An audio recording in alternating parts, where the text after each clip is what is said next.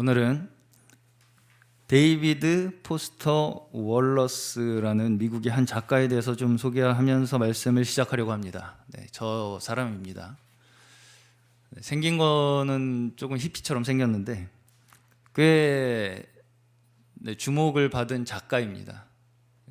그래서 여러 가지 상도 수상하고 대학의 교수로도 활동하고 있었던 그런 사람인데, 이 사람이 미국의 한 대학, 캐니언 대학이라는 데서 졸업식 연사로 초청되어서 강연을 한 바가 있어요.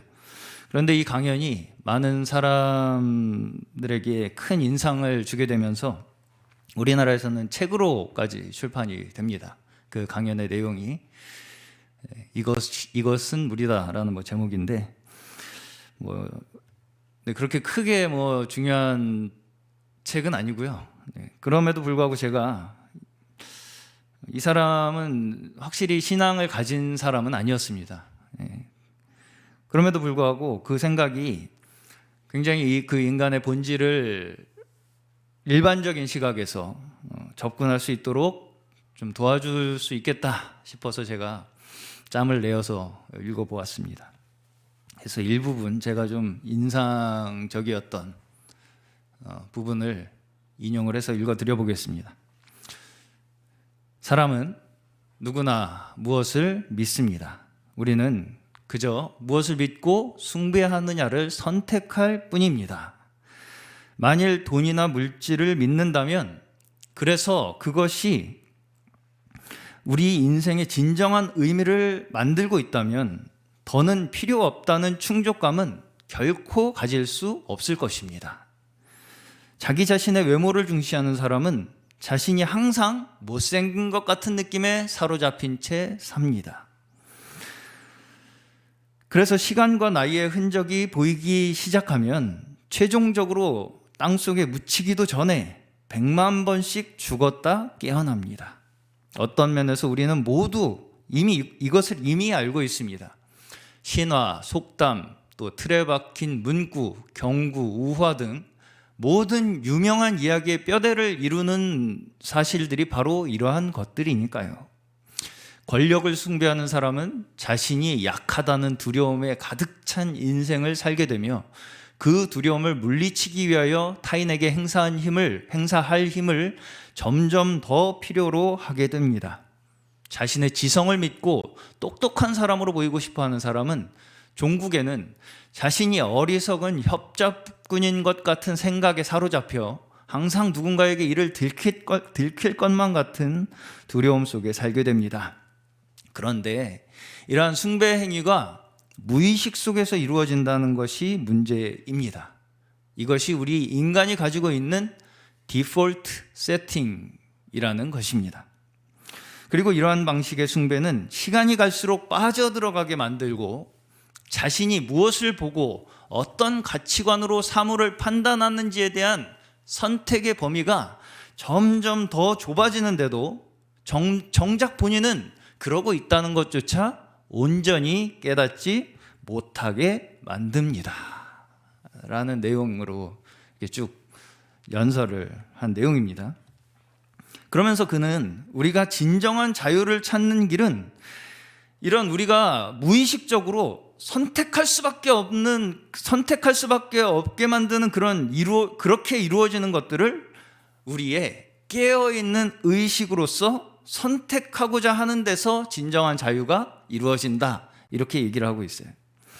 그러면서 이것이야말로 진정한 생각이다. 그래서 이제 이 사람은 대학을 졸업하는 학생들에게 너희들이 지금 배운 것을 가지고만 사는 것이 아니라, 그것이 중심이 아니라 우리가 처해 있는 기본 상태를 벗어날 수 있게 해주는 것이 진정한 배움이다, 이런 얘기를 하고 있고요. 그러면서 무엇을 생각하는가, 우리가 배우는 것이 무엇을 생각하는가가 아니라 어떻게 생각하는가를 배우는 것이 더 중요하다, 이렇게 얘기를 하고 있어요. 무슨 얘기인지 좀 이해가 가시나요? 그러면서 그는 이 강연 이후에 충격적인 좀 결말인데, 몇 해 지나서 스스로 생을 마감하고 맙니다. 아무리 제가 이제 생각하기에 근원적인 질문에 좀 이렇게 도달한 사람일지라도 결국은 그 질문에 해답을 얻지 못했기 때문에 생긴 그러한 결과가 아니었을까라고 혼자 생각을 해보았습니다. 이제 우리 오늘 함께 아까 본 본문을 한번 보겠습니다. 요한복음 3장에 등장하는 한 인물이 있죠. 누구죠?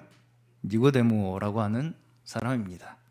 이 사람은 어떤 사람이냐면 매우 도덕적인 사람이에요.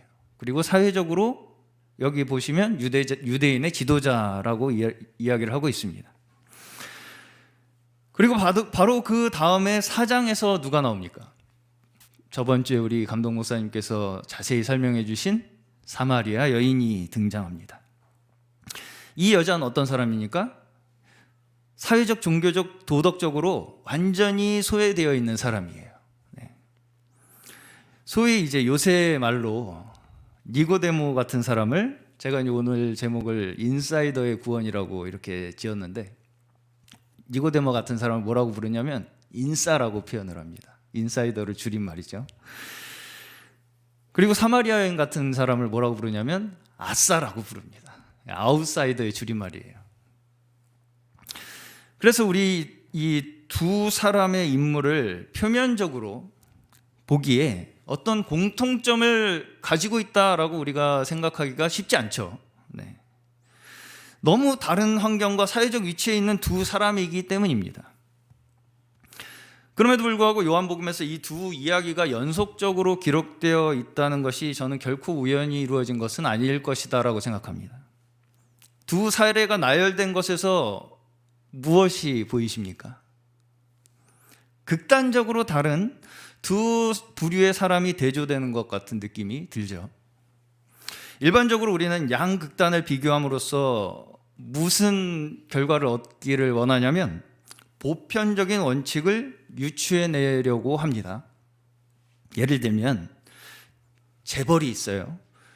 아무것도 부러울 것 없는 사람이 가지고 있는 문제나 이 세상에서 완전히 소외되어 있는 계층의 사람이 가지고 있는 문제나 공통적으로 겪는 문제가 있다면 그것은 누구에게나 보편적으로 해당될 수 있을 것이다라는 이야기입니다. 저 주류에 속해 있는 소위 인싸의 이 니고데모, 그 그래프 한번 보여주시겠어요? 그래프가 아니라 도표. 세상으로부터 버림받은 듯한 아싸인 한 여인에게 만일 공통점이 있다면, 네, 저게 제가 오늘 급하게 좀 도식화해서 그린 그림인데요. 사마리아 여인이라는 부류가 있고 니고데모라고 하는 부류가 있습니다. 각자 굉장히 우리가 보기에 양극단에 속해 있는 계층의 사람이죠. 그럼에도 불구하고 그 둘의 사이에 공통점이 있다면 그 사이 어딘가에 우리는 다 속해 있을 것이다 라는 거죠. 그래서 우리 또한 그 공통점을 누구나 가지고 있을 것이다 라는 결론을 우리가 낼 수 있다는 것이죠. 다시 말씀드리면 양극단 사이에 공통 분모가 존재한다면 그 사이에서 존재하는 모든 종류의 사람들은 그 범주에서 예외일 수가 없고 그 공통점 또한 모두에게 해당될 것이라는 이야기입니다. 그래서 이 만남을 보시면 우리가 알 수 있는 것이 도대체 이 세상이 뭐가 잘못되어 있는지, 왜 이 지경인지, 그리고 이렇게 세상이 된 것에 대해서 우리는 어떤 역할을 하고 있는 것이고 어떻게 해야 하는지를 알 수 있는 실마리를 조금 우리가 볼 수 있을 것이다라는 거죠. 그러기 위해서 우리가 먼저 생각해 보아야 할 것이 무엇이냐면 죄가 무엇이냐라는 것입니다. 죄가 무엇이냐? 자, 죄다라고 하면은 뭐가 먼저 떠오르시나요? 죄. 우리가 교회를 오면 제일 먼저 듣는 말 중에 하나가 당신은 죄인이다 이런 얘기입니다. 평소에 잘 듣기 어려운 말이죠, 사실. 그래서 우리는 복음을 전하다 보면 어떤 사람은 이렇게 이야기를 합니다. 내가 뭘 잘못했다고 자꾸 나한테 죄인이라고 하냐. 어떤 분은 어떤 교회 가니까 자꾸 죄인이라고 해서 기분이 별로 좋지가 않더라. 그런 이야기를 하시는 분도 보았습니다. 그리고 특히 소위 우리가 잘 믿는다는 분들 가운데에서 이 죄라는 말을 어떤 방식으로 적용을 하는 경우를 많이 보게 되냐면 기독교인과 그렇지 않은 사람을 구분하는 기준으로 사용하고는 한다는 것이죠. 무슨 말씀이냐면 복음을 받지 않는 사람들에 대해서 내가 이제 복음을 전해요, 어떤 사람에게. 근데 그 사람이 복음을 받지 않으면 어떻게 생각하고 싶어 하냐면 지금 네가 내 말을 듣지 않잖아. 그게 곧 네가 죄인이란 얘기야. 라고 생각을 하고 싶어 한다고요. 네. 무슨 얘기냐면 더 쉽게 말씀드릴게요. 결국 당신이 내가 전하는 말씀을 듣지 않고 죄에서 벗어나지 않겠다고 한다면 나는 더 이상 너랑 대화 안 할 거야. 너랑 나랑 같은 부류가 아니야. 너랑 나랑 더 이상 엮이지 말자라고 하는 마음을 갖기가 쉽다는 것이죠. 잘못하면 우리가 기독교인이라는 미명하에 믿지 않는 이들을 그저 죄인이라는 한 단어 안에 대상화시키기가 쉽다라는 거예요. 그냥 죄인이라는 사람들이 그냥 원래 있는 것으로 치부해버리는 것이 내가 지금 전하고 있는 그 대상이 복음을 받아들이지 않는 데 대한 내 심적 부담을 덜어주기 때문입니다. 그래서 그렇게 대상화를 하게 되는 거예요. 자, 이 말이 과연 맞는 생각일까요? 물론 우리가 죄에서 벗어나야 함은 당연한 것입니다. 하지만 그렇다고 해서 우리 그리스도인이 다른 사람들의 우위에 서서 마치 밑에 있는 죄인들을 내려다보는 것 같은 그런 위치가 되는 것은 결코 아니라는 것이죠. 다시 말하면 죄라는 것으로 내가 누군가를 공격할 수 있는 무기가 될 수가 없다는 거예요. 왜냐하면 내가 죄를 공격의 무기로 사용할 때 그 죄에 해당하는 사람은 다 공격을 받을 거 아니에요? 그러면 거기에 누구도 포함됩니까?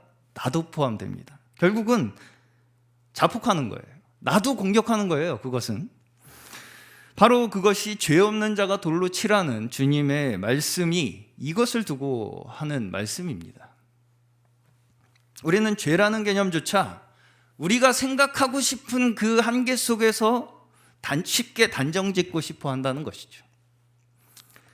그러나 성경에서 이야기하는 죄는 우리의 생각보다 훨씬 더 그 폭이 넓습니다. 성경에 따르면 어느 누구도 죄인이라는 판결을 피할 수 없다라는 것이죠. 그리고 우리가 이것을 명확하게 느낄 수 있는 대목이 바로 이 극단적인 두 인물들의 사례에서 볼 수 있다는 것입니다. 자, 오늘 요한복음 3장에서 예수님과 니고데모의 대화에서 우리가 느낄 수 있는 것이 무엇입니까? 사마리아 여인과 예수님이 대화하실 때는 굉장히 내가 목이 마른데 물 좀 줄 수 있겠냐, 이렇게 이제 천천히 이렇게 접근을 하시죠. 그래서 이 니고데모한테 어떻게 합니까? 니고데모는 굉장히 젠틀하게 예의 바르게 인사하면서 이렇게 예수님께 여쭤보죠. 예수님은 딱 한마디로 그냥 짧게 대답해 버리십니다. 너 다시 태어나야 돼. 이렇게 말씀하시고, 너 유대인 지도자가 돼가지고 그런 것도 몰라? 뭐 이런 식의 어떤 굉장히 꾸짖는 듯한 느낌이 들 정도로 요새 말로 팩트 폭행을 가하시죠. 네, 팩트 폭행. 우리가 거듭난다 라는 말을 많이 들어보셨겠지만 사실 우리의 관념 속에서 거듭난다는 의미 또한 너무나 저마다 다르게 사용하고 있다는 것이 거예요. 주로 우리가 거듭난다라고 이야기할 때 어떤 극적인 전환이 필요할 때 거듭나야 한다라고 이렇게 생각을 해요. 그래서 누가 제일 많이 거듭난다는 말을 사용하냐면 정치인들이 이미지가 이제 좀 쇄신이 돼야겠다 이렇게 느껴질 때 저희 당은 새롭게 거듭나겠습니다 이렇게 이제 선포를 하고는 하죠. 또한 믿지 않는 사람들이 일반적으로 교회에 보내는 시선에 대해서 그들 중에서도 교회를 좀 이렇게 이해해 보려고 하는 분들이 있어요. 우리 그리스도인들을 이해해 보려고 하는 분들이 주로 어떤 말을 많이 하시냐면, 교회 다니는 사람들은 보통 사람들보다 좀 부족한 사람들이야, 좀 약한 사람들이야. 그래서 더 특별한 경험이 필요하고 조금 더 극적인 경험을 필요로 하는 사람들이다 라고 이야기를 하죠. 그래서 그 사람들은 뭔가 자기를 이렇게 특별하게 잡아줄 권위와 뭔가 이렇게 틀이 필요한 사람들이기 때문에 그 사람들은 교회 같은 데 다니는 것이다 라고 이렇게 생각을 합니다. 그러면서 아주 나는 너희들을 이해한다라는 말로, 그래 너희들한테는, 당신 같은 사람한테는 그런 게, 교회 같은 게 필요할 수도 있을 거야 이렇게 이제 이야기를 하고는 합니다. 많이 들어보셨죠? 네. 하지만 성경은 절대로 이러한 생각의 여지도 남기지 않습니다. 여기에 니고데모는 어떤 사람이었습니까? 시민의 지도자였습니다. 지금으로 이야기하면 판검사쯤 되는 지위에 있는 사람이었어요.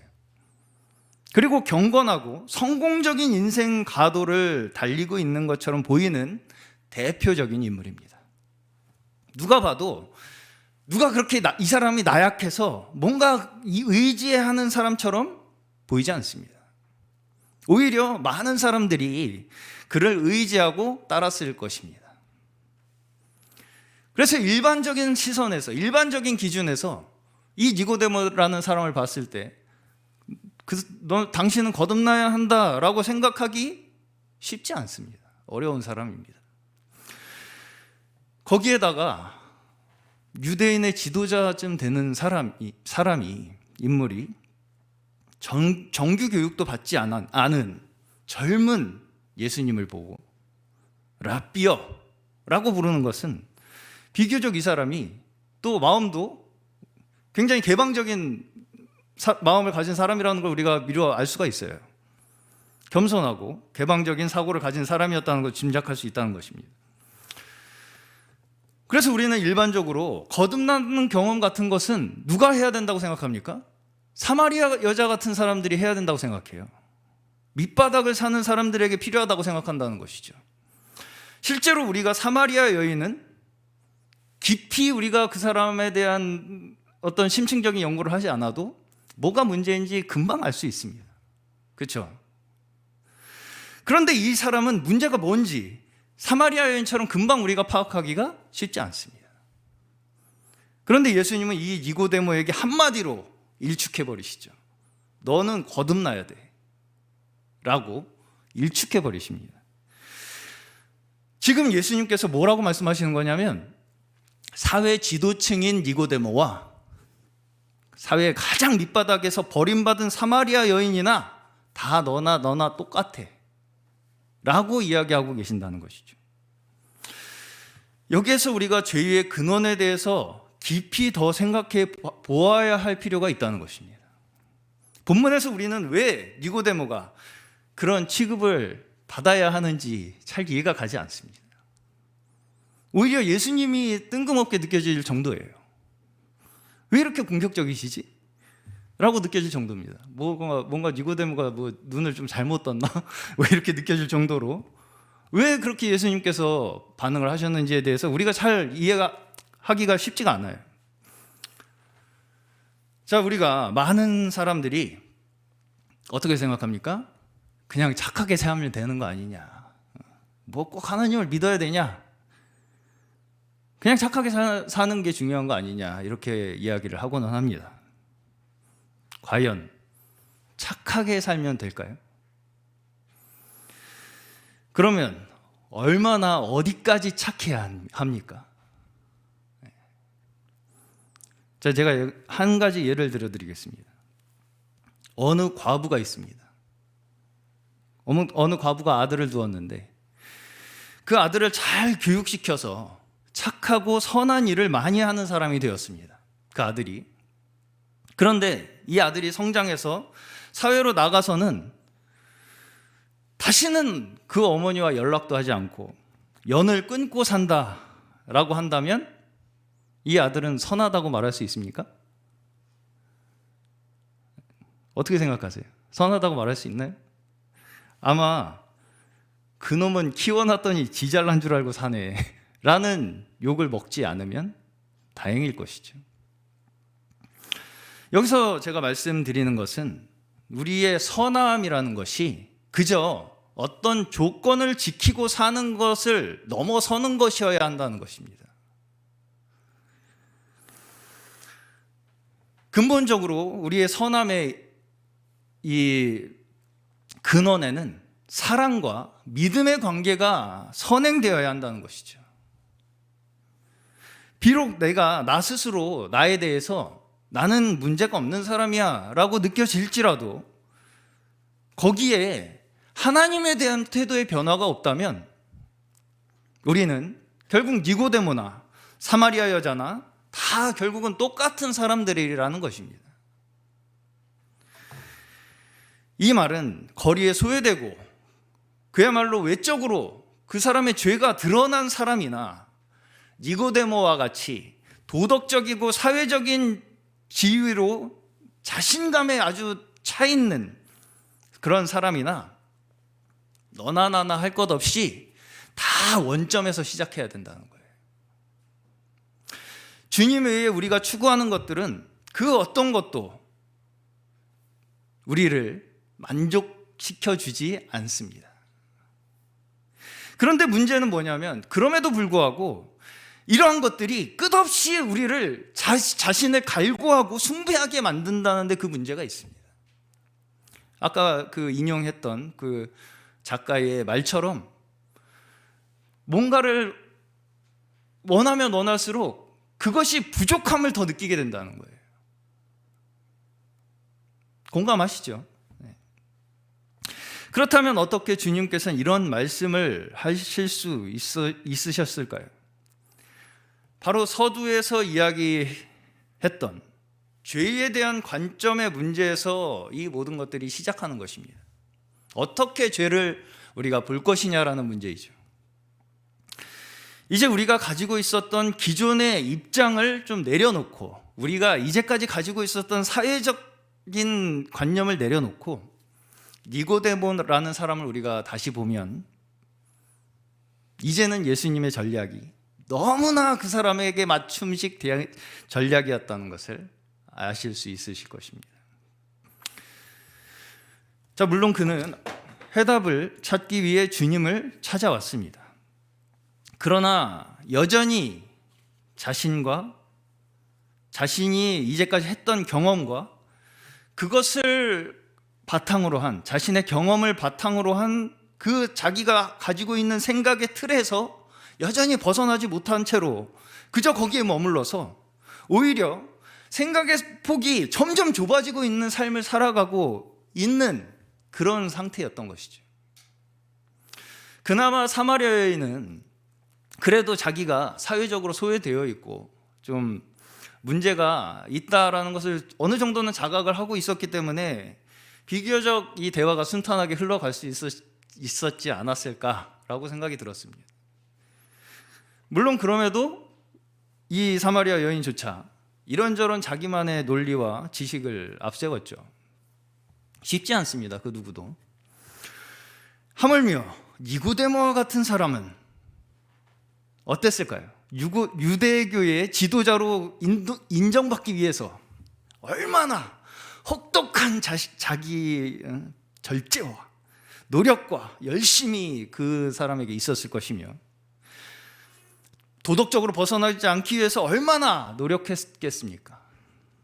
선을 추구함으로써 자신을 얼마나 세워보고 구원해 보려고 노력했겠습니까? 사실 이런 부류의 사람이 자신의 공로와 스스로의 능력과 내 열심을 내려놓고 주님을 만난다는 것이 더 어려울 수 있다는 것입니다. 그 두터운 벽을, 그 사람이 가지고 있는 두터운 벽을 깨부수고 주님께서 들어가시기 위하여 주님께서는 여러 말 하시지 않고 직접적 타격을 전략으로 내세우신 것입니다. 어떻습니까? 자신의 선을 스스로 추구하는 사람은 타인에게 과연 피해를 끼치지 않을까요? 내가 선을 막 추구하는 그런 사람은 자신의 주변 사람들에게 피해를 안 끼칠까요? 오히려 그런 사람들이 스스로의 자만심과 독선과 교만으로 다른 사람들을 정죄하려고 하며 우위에 서서 주변 사람들을 비참하게 만들 가능성이 있습니다. 사실상 주님으로 인한 것이 아닌 스스로의 노력과 열심으로 살아가는 사람들의 대다수가 다른 사람들보다 내가 나은 사람이 되려고 하는 것입니다. 더 우월한 사람이 되기 위한 것이 그 동기인 경우가 대부분이라고 말해도 과언이 아닙니다. 그렇죠? 네. 뭐 다른 이유가 있겠습니까? 네. 이것은 그리스도인들에게도 근데 마찬가지라는 거예요. 스스로 내가 잘 믿는다고 자부할수록 많은 분들이 범하는 과오이기도 하다는 것입니다. 결국 죄라는 것은 나 스스로 내 자신을 구원하기 위한 내 스스로의 노력 그 자체가 죄라는 것입니다. 하나님 외에 다른 것을 바라보는 것이 죄의 가장 근원이라는 것을 여기서 우리가 알 수 있다는 것이고요. 이것이 바로 무엇입니까? 십계명의 제1계명입니다. 나 외에 다른 신을 섬기지 마라. 만일 우리가 믿었다고 하면서 여전히 우리의 공로를 내세운다는 것은 뭘 얘기하는 거냐면요, 내가 하나님께 빚진 자가 아니고 하나님이 나한테 빚진 분으로 만들려고 하는 거랑 똑같은 얘기라는 거예요. 이해 가시죠? 내가 열심히 해서 하나님 나한테 빚졌으니까 나한테 뭐 해 주셔야 돼요. 뭔가 하나님께 내가 하나님께서 나한테 빌린 것을 받아야 되는 것 같은 입장을 내가 취하려고 하는 것과 똑같은 얘기라는 것입니다. 한마디로 하나님보다도 우위에 서려고 하는 것이다라는 거죠. 적어도 세상에서 우위에 서려고 하는 것이다라는 것입니다. 그렇다면 이 문제에 있어서 해결 방법은 무엇입니까? 여기서 사마리아 여인이 구원을 발견할 수 있었던 이유가 무엇입니까? 사마리아 여인에게 어떤 조건이 필요했습니까? 사마리아 여인과 예수님의 첫 대화의 시작이 무엇이었냐면요, 예수님께서 목마르다라는 것이었습니다. 예수께서 우리와 같은 더우면 목이 마르는 한 사람으로서 이 땅에 오셨기 때문에 우리가 예수님을 만날 수 있었다는 것입니다. 예수님이 이때 말고 또 한 번의 목마름을 말씀하시는 장면이 있는데 바로 십자가 위에서입니다. 물론 육신적인 목이 마르신 것은 당연한 일이겠지만 여기서의 목마름은 그것만을 의미하는 것은 아닙니다. 예수님께서 이 땅에 오셔서 느끼신 그 목마름, 그리고 이 땅에 오신 가장 중요한 목적인 그 십자가 위에서 느끼신 그 목마름은 곧 하나님께서 우리에게 느끼신 목마름일 것입니다. 어떤 목마름입니까? 우리와의 관계를 회복하고자 하시는 목마름. 그리고 역설적이게도 그 예수께서 느끼신 목마름이 우리에게는 무엇이 되었습니까? 영원한 생수가 되었습니다. 그분의 목마름을 느끼심이 우리에게는 완전한 구원을 얻을 수 있게 되었다는 것을 이 시간 모두 믿으시는 저희 모두 되시기를 바랍니다. 말씀을 정리하겠습니다. 오늘의 이 니고데모에게 가르치신 거듭남이라는 이야기는 사실 우리가 이 땅에 태어나는 것이 우리에게 그저 주어지는 것이듯이 거듭남 또한 우리에게 그저 은혜로 주어지는 것입니다. 우리가 아무리 우리 입으로 나는 이제 새롭게 되겠습니다, 나는 거듭나겠습니다라고 말을 한다고 해서 되는 것도 아니고, 우리가 아무리 노력한다고 해서 얻을 수 있는 것도 아니라는 것입니다. 오히려 우리의 노력을 하면 할수록 그 자체로 우리는 죄를 쌓는 것밖에 되지 않는다는 것이죠.